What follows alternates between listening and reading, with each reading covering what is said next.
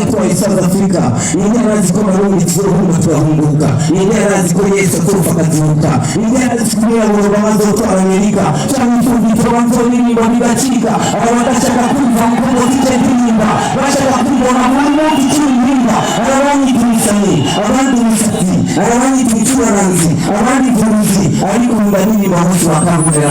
Nuko bashiyane wese.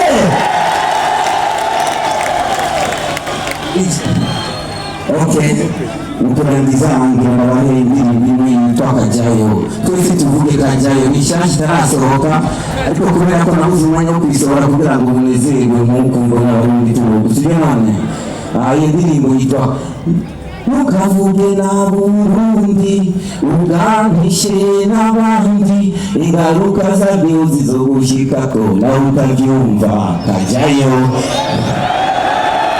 Nukirengagize Uburundi witwaza ubwoko bwawe, nukirengagize Uburundi witwaza umugambi wawe, reka gugati igiti wicayeko nawe utabyumva, gugati igiti wicayeko nawe utabyumva.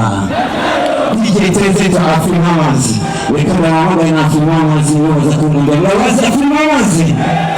Abana b'umukanza bakaze cyane, amashimwe kuri Afrika amazi, amashimwe cyane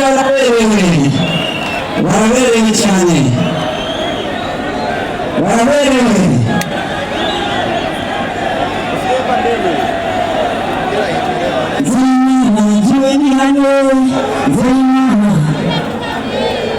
Zeimana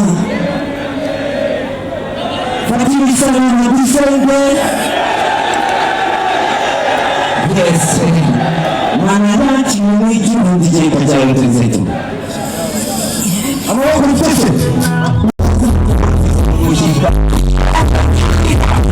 Jayo. Bani no kupanzu